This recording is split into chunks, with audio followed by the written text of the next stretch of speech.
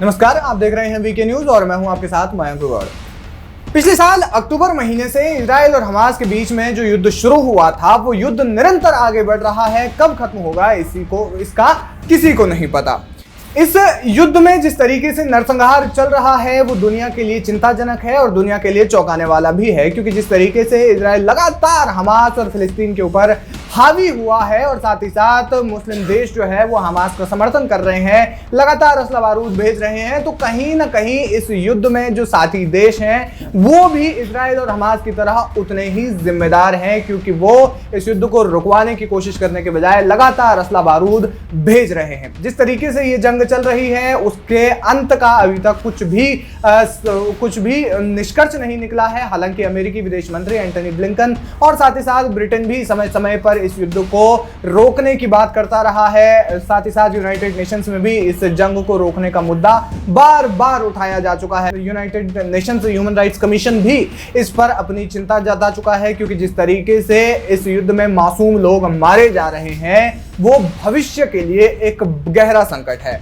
अब ऐसे में जिस तरीके से भारत समेत ब्रिटेन और अमेरिका और फ्रांस भी कई कह सकते हैं कि पश्चिमी देश जो है वो इजराइल का समर्थन कर रहे थे, लेकिन इजराइल की एक गलती ने ब्रिटेन और अमेरिका को इजराइल के विरोध में खड़ा कर दिया है, और वो गलती है मासूमों की मौत। जी हाँ, आपको बता दें कि इजराइल की ओर से गाजा पट्टी और पश्चिमी वेस्ट बैंक पर लगातार हमले जारी हैं। फिलिस्तीन पर इन हमलों के बाद भी उसे अमेरिका और ब्रिटेन जैसे पश्चिमी देशों का समर्थन हासिल था, लेकिन उसकी एक गलती जो पिछले दिनों में इजराइल ने की थी, उस गलती की वजह से इजराइल बैकफुट पर आ गया है।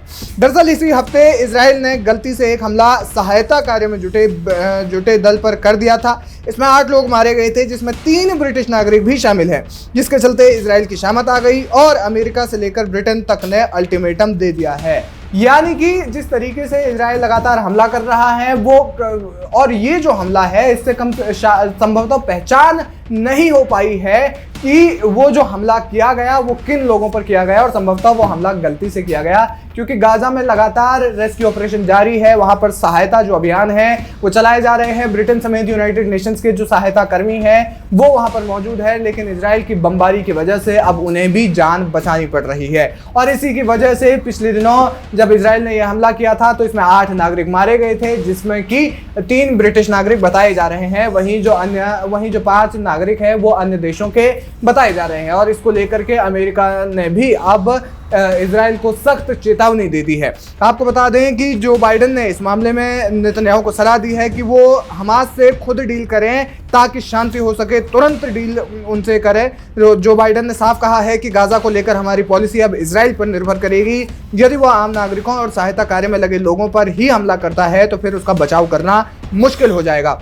जो बाइडेन ने गुरुवार को खुद इजरायली पीएम बेंजामिन नेतन्याहू से बात की और उन्होंने कहा कि आपको तुरंत ही आम नागरिकों को बचाने के लिए कदम उठाने होंगे। बता दें कि इजराइल और हमास के बीच में जिस तरीके से बंधक बने हुए हैं, उन बंधकों को छुड़ाने के लिए कुछ दिनों के युद्ध विराम हो रहे हैं, लेकिन कुछ चंद दिनों के इस औपचारिक युद्ध विराम के बाद वो युद्ध जो है फिर से शुरू हो रहा है, और वो विकराल रूप में शुरू हो रहा है। आपको बता दें जो बाइडेन के अलावा ब्रिटेन ने भी इसको लेकर के, ब्रिटेन सरकार पर भी दबाव है, वो इजराइल की मदद रोकने का उन पर दबाव है। ब्रिटेन के 600 वकीलों और रिटायर्ड जजों ने सरकार से अपील की है कि वो इजराइल को हथियारों की सप्लाई रोक दे। बचाव कर्मियों पर हमले के 8 लोगों की मौत हुई है, जिसमें 3 ब्रिटिश नागरिक शामिल थे, जिसके चलते गुस्सा भड़क गया है, और वकीलों ने कहा कि लगातार हमलों से गाजा में भूखमरी के हालात हैं, अब तो बचाव कर्मी भी निशाने पर आ रहे हैं। ऐसे में सवाल यह है कि जब इस तरीके की घटनाएं होंगी, बचाव कर्मियों और राहत कर्मियों पर ही इस तरीके से बम बरसाए जाएंगे, तो फिर सवाल यह है कि मिडिल ईस्ट में बचाव करने के लिए कौन जाएगा।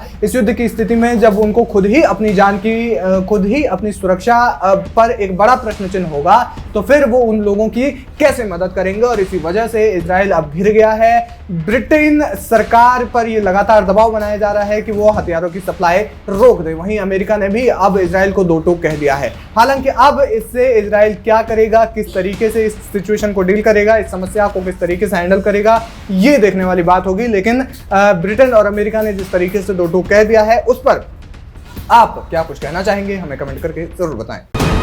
वीके न्यूज, राष्ट्र के नाम।